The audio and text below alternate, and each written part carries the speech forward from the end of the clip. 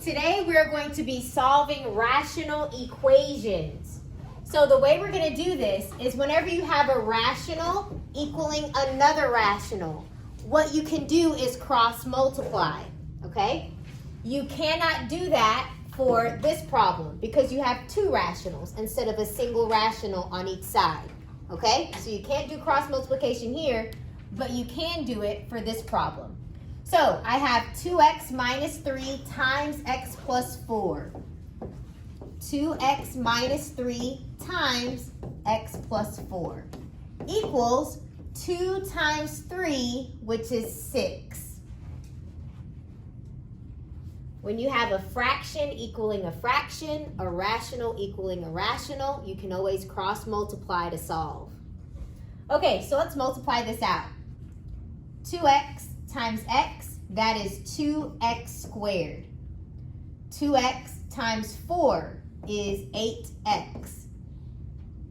Negative 3 times x is negative 3x. Negative 3 times 4 is negative 12. Is that okay? I'm going to bring this positive 6 to this side, making it a minus 6. Since I got rid of that 6, there's nothing over here. 0. Is that still okay? All right. So let's combine like terms. I have 2x squared, 8x minus 3x, that's 5x. Negative 12 minus 6 is negative 18. So now this is a quadratic equation, and you just factor and solve. So let's go ahead and factor that. Can you guys tell me two numbers that multiply to 2 times negative 8 is negative 36? 9 and Adds to 5. 9 and negative 4. Perfect, 9 and negative 4. So I'll have 2x squared plus 9x minus 4x minus 18 equals 0. So this is the same problem right here. I just put 9 minus 4 as the 5. You split it down the middle. These two can be divided by x. So x is on the outside, and you're left with 2x plus 9. What can these two be divided by?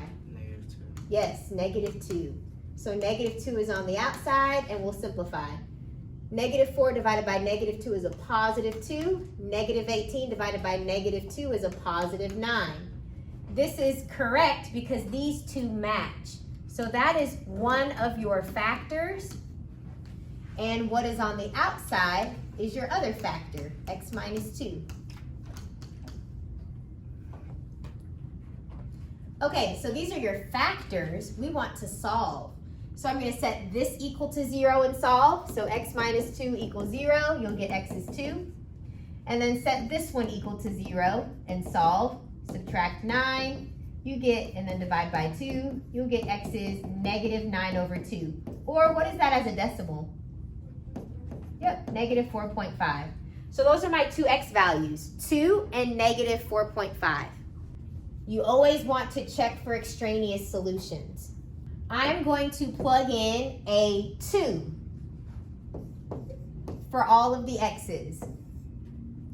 Let's see if it's a true statement. 2 times 2 is 4.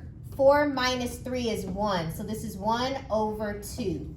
Let's see if that's equal to 3 over 2 plus 4 is 6. Are those the same? Yes. Yes. 1/2 is 0.5 and 3 over 6 is 0.5. So these are the same. So that's true. Also, when I plugged in a 2 into the denominator, did I get 0 in the denominator? Okay, so it's fine. Remember, you can't have zeros in the denominator. All right, so let's check the next one. Negative 4.5. Let's try that.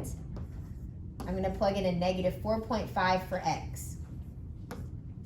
So if I plug in a negative 4.5 where the x's are, 2 times negative 4.5 is negative 9. And negative 9 minus 3 is negative 12. And that's over 2. Negative 12 over 2 is negative 6. Okay, let's see what this side is. 3 over negative 4.5 plus 4 is negative 0.5. 3 divided by negative 0.5 is negative 6. So that is true. So that means both of these x values are my answer. So let's review something real quick. When will you have an extraneous solution? Can you guys tell me when? Yes, if you plug in your answer, you plug it in and you get 0 in the bottom, it's extraneous. So if you get 0 in denominator, it is extraneous. That cannot work. Denominator. What else? Exactly, when they don't equal each other. Not true or not equal to each other. You have to get a true statement. Not equal to each other. Perfect. Those are the 2 ways you can get an extraneous solution, and you always have to check. So if you look at the notes, you have these steps. You cannot cross multiply immediately. Now, if you like the cross multiplying method, I can show you how you can do it. You need to create a single rational on this side. If you do, then you can cross multiply, okay? So, if you want to combine these fractions, what does this denominator need? N. So you have to do that to both the numerator and the denominator. And this one needs a 3. So now you can combine this into a single fraction since the denominators are the same. Your denominator will stay the same. You have 4n minus 3 times 7 is 21. Now it's a single denominator, or now it's a single rational. So now you can cross multiply. So you will have 3n times 1, which is just 3n, and 6 times this factor. So this will be 6 times 4n, that's 6 times 4n, that's 24n. And 6 times negative 21 is negative 126. Now we solve. So I can bring this over, so subtract 24n, subtract 24n. 3 minus 24 is negative 21. What do I do to both sides? Yep, we're going to divide by negative 21. So I'm going to come up here. I have negative 21n equals negative 126. So divide by negative 21. So you get n equals, that will give you 6. Is that okay? Yes. All right. So let's check and make sure that we don't have any extraneous solutions. So I'm going to go back to the original problem right here. And let's plug in a 6. Any zeros in the denominator? No. Okay, so we're good so far. So if I want to combine these fractions, this 3 will have to be multiplied by 2. So you get 4 times 2, which is 8, 3 times 2, which is 6, minus 7 over 6. Is that equal to 1 over 6? Yeah, so that's true. So your answer is n equals 6. Are y'all okay with that? I'm going to show you another method. Maybe you like the other method better. I'm going to show you both, okay? So, here's the original problem. Step 1, multiply everything by the least common denominator. So, let's make all the denominators the same. So, let's see. To make this 3 a 6, you're going to need a 2 multiplied by 2. This needs an n, this needs an n, and this needs a 6. So you see how they're all 6n now? Okay, so that means the least common denominator is 6n. You need to find that first. Find what the least common denominator is. Okay, now, we're not changing the problem. We just needed to find the least common denominator. Now, step 1. It says multiply everything by the least common denominator. So guys, look. If I multiply this by the least common denominator, this will get a 6n. This will get a 6n. This will get a 6n. You're multiplying everything by the least common denominator. Is that okay? When you do that, things are going to cancel out. 4 times 6 is 24. And 24 divided by 3 is 8. So this is 8n. Minus These ends cancel, you get 42. These 6's cancel, you're left with n. Now you just solve it. So if you solve, you can subtract 8n, subtract 8n, so you get negative 42 equals n minus 8n is negative 7n. And you divide both sides by negative 7, so you get n equals 6. So whichever method you like, you can find the least common denominator and just put it on everything, and then simplify it and solve. Or combine the fractions and cross multiply. Is that okay? Let's try another example. Which method do y'all think y'all like better? The first one? Okay, cool. All right, here's the next one. Y'all see it? Yes. All right. So guys, let's combine these. Y'all liked the first method, so I won't go back to the other one. So we have 13 over, factor this please. This will be 3 times what? W minus 1. Thank you. W minus 1. Minus 1 over W minus 1 equals W over 9. You had to factor that denominator. Okay, so guys, we want to combine these so that you get a single fraction and then you can cross multiply.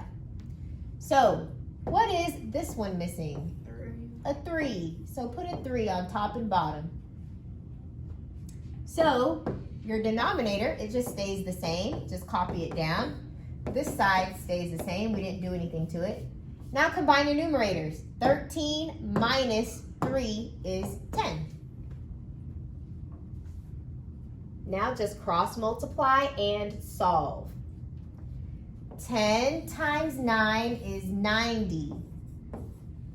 That's equal to 3 times W is 3W. 3W times W minus 1. Multiply those together. Wait, Miss Lewis, I have a question. Yes. Can't you just redistribute the 3 back into the W minus 1? Yeah, you can do that. This says 3W minus 3.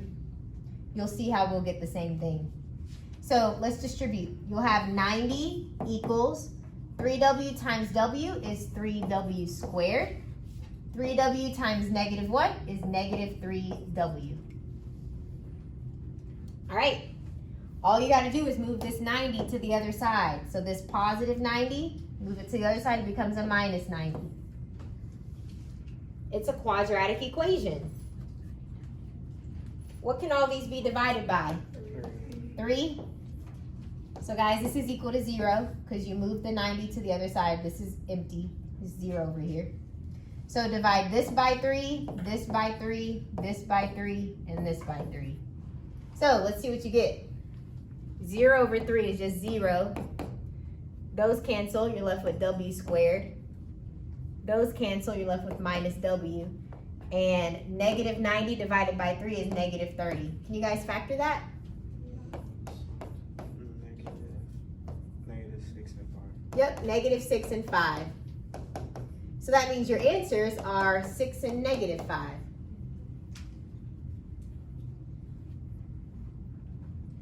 Okay, we need to check and make sure that we don't have any extraneous solutions. So looking at this original problem, if you plug in a 6, will that give you 0 down here? No. If you plug in a negative 5, will you get 0 down here? No. All right, cool. Let's go ahead and check and make sure they give you true statements or not. I'm going to do one of them. I want you guys to do the other one. So I'm going to test the 6. So I'm going to have 13 over, I'm going to put a 6 here, a 6 here, and a 6 there. 3 times 6 is 18. 18 minus 3 is 15. 6 minus 1 is 5. Equals 6 over 9. Let's see if that's true. First, I got to get the same denominator. So multiply it by 3 and 3.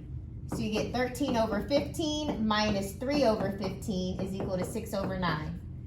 13 minus 3 is 10. Are those the same? Let's check. If you divide this by 5 and this by 5, you get 2 over 3. And if you divide this by 3 and this by 3, 6 divided by 3 is 2. 9 divided by 3 is 3. Oh, they are equivalent. This is a 3. Okay, so that means that's true. So I know that 6 is an answer. That works. You guys test to see if -5 works. You need to get a true statement.